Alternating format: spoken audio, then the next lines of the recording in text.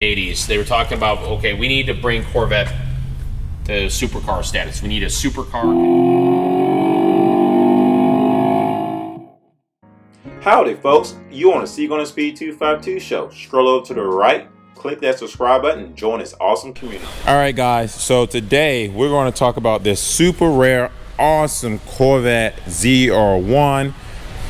Rob is going to give us a lowdown on this vehicle, a lot of good information. I always wanted on a C4, so if I had the funds, I would definitely try to take this bad boy home, but I don't have the funds because I just bought a new Corvette, and so clearly my bank is not going to allow me to get this car. And I didn't bring a truck and trailer anyways, so I'm just going to just leave on the airplane without it. But before we get into all that, I'm going to let you talk about this bad boy. Give us the details. All right, so now first off, this vehicle is not Corvette World's. Okay. And I'm not going to be able to go into it. Just to confirm the mileage, 2,119 miles. Just for that, you got to hit the subscribe button. Just for that. As you can see, we got that Bel Air over here. We got this beautiful C2 over here.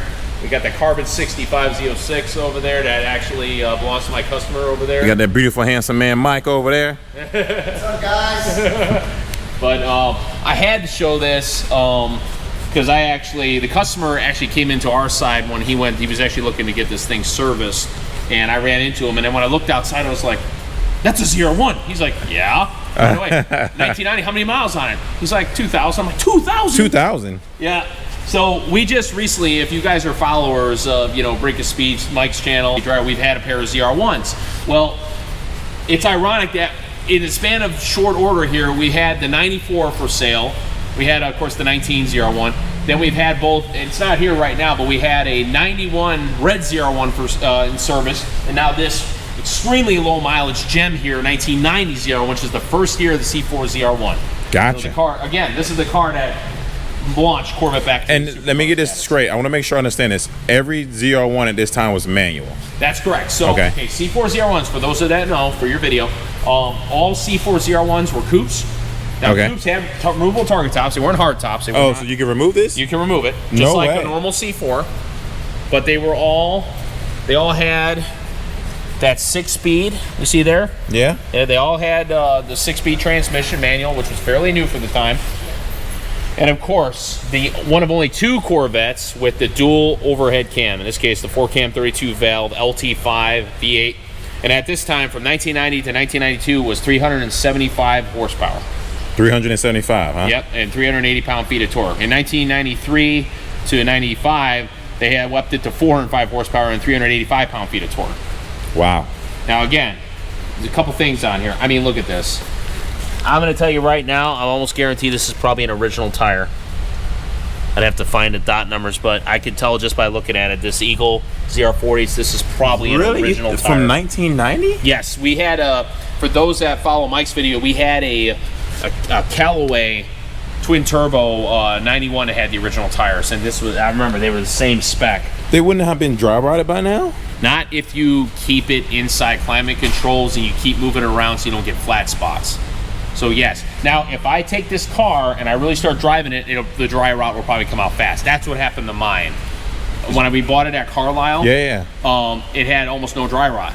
But as I started putting miles on it, which here in Texas, I put miles on it pretty quick on these 100-degree days, the dry rotting started coming out. So if you started putting some serious miles on these, yeah, dry rotting would start coming out. Have you already put new tires on yours already? Oh yeah. Gotcha. Yeah, I went with some new tires. So nice. But the fact is, I mean, this is all original. Everything is stock. The interior, I don't know if you can see it through the glass, but the interior is immaculate. Just absolutely immaculate. With 2,000 miles on it, heck yeah. Yes. So there's only so many of these in existence. I mean, you can even tell, look at the spark plug cables have LT5 on it. Oh, yeah. So I thought the LT5 was only for the ZR1 and 2019 ZR1. No, they resurrected the name for this. Yes. It's now coming to make sense to me now. Okay. But the LT6 is the only other Corvette to have the dual overhead cam. And I think they're supposedly saying they're going to put the LT6 in 2025 ZR1. Right, with a twin turbo attached. Attached to it. So again, this is the car that started it. I think I'm going to stick with my Z06. Yeah. Well, there's no reason not to get rid of that. That thing is incredible. Unless somehow the ZR1, you know. Well, with all the with all the delays you had in production, I would hang on to your car with glue because it's so hard to get a hold of them right now, and what they're charging over. I mean, you were lucky you got yours for sticker. Yeah, I love my dealership, man. My dealership takes care of me, but also General Motors take care of me. I'll give those guys a spiel on how I built my relationship with General Motors. I hate when people say things like, "Oh, the YouTubers get the advantage and all that stuff," but that's not really the case. There's a lot of YouTubers in the world that don't get that opportunity. Yeah. I literally built my relationship with General Motors by waking up early in the morning time, driving 8 hours or 12 hours just to be at events they would be at, just to shake their hands and say, "Hello, my name is Clarence," and I would leave, you know. And I got to the point where I asked one of the GMs at one point, I said, "Hey, I'm sorry to bother." He said, "Man, you're not." He said my name. He said, "You're not a bother. We love seeing you here." Yeah. And from that point on, my relationship was established with them, and so that's why I kind of have the relationships I have with General. Yeah, people forget how down to earth some of these guys are. Like Taj running around Carlisle. Correct. Now I didn't get to meet Taj personally, but I just cracked up that there was a gentleman that was talking with me and Mike.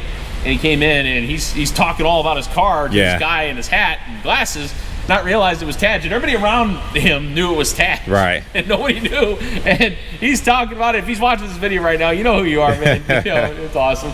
And then he's like, blah, blah, blah, blah. And then, like, you know, he was telling, like, the guy didn't know, you know, much about that. It's like, you just got to give him an intro of it. And then the whole time, you know, everybody's, like, kind of chuckling. And they're all like, why y'all laughing? Like, dude, that's Taj Gentry. He's the freaking chief engineer. Yeah.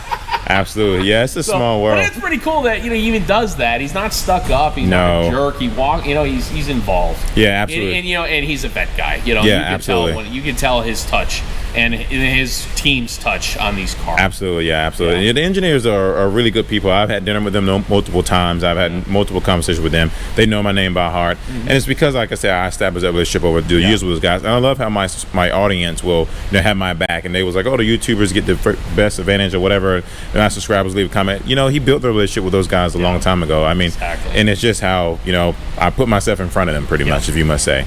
And I've done it my entire life with my entire journey of everything. Right. So, well, is this your first time, like, outside of Carlisle or something? Have you, like, filmed one of these for your YouTube channel? Yes, it is. Yeah, Yep. I've always loved the C4. The C4 commercial is one of the best Corvette commercials there is.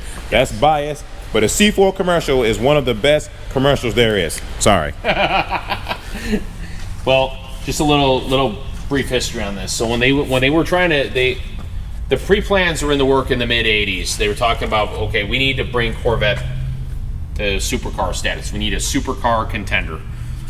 They kind of gave a little hint in 1986 with the Corvette Indy concept car, which ironically was mid-engine. And that would be later featured when they were talking about the evolution of the mid-engine concepts for the C8. Okay. Well, in the back, you had this weird dual overhead cam motor back there, but they didn't tell anybody really what it was. They just said, yeah, it's a dual overhead cam concept motor. Well, that concept motor was a prototype of one of these. Now, the story behind this motor, okay, at the time, GM, the old Lotus. Lotus obviously had a lot more experience dealing with dual overhead cams than Chevy engineers, but Chevy engineers, of course, had more experience with V8. So engineering teams combined, got together, and they designed this motor. But here's the kicker. Neither Lotus nor Chevrolet had the aluminum working needed. So they had to look out. Well, who did? Mercury Marine in Stillwater, Oklahoma does aluminum all the time because they make boat motors. So Mercury Marine is the one that actually manufactured the motor based on GM and Lotus's design. Nice. So this is an interesting multinational, but definitely very much American-made motor. Gotcha. Yeah. So that's pretty cool. Pretty cool. And all you have to do is, I'll tell your audience, all you have to do is look up on it. I mean, there's so much history on that motor. It's broken records. I mean, it's, for its time, we're talking this car with 375 horsepower, 0-60, 4.5 seconds, runs the quarter mile in 12.8 seconds, top speed 181 miles an hour. I mean, you couldn't go wrong with that. I mean, and then when they upped it to 405, those stats got even better. So, and also it set a record of averaging 175 miles an hour over 24 hours Le Mans. Nice. Yeah, I mean, that's an incredible. But not surprising, a lot of guys that know boat motors know how viciously rugged boat motors need to be. Right. So you're like, it's a boat motor. But a lot of people get scared of it. Like, I remember years ago, my grandfather worked on Chevy engines all the time. Looked at this, my father opened the hood on his, he's like, I wouldn't know where to start. It's a very, very, very sophisticated engine for its time. Yeah. But again, if you know what you're doing, I mean, it's an incredible motor.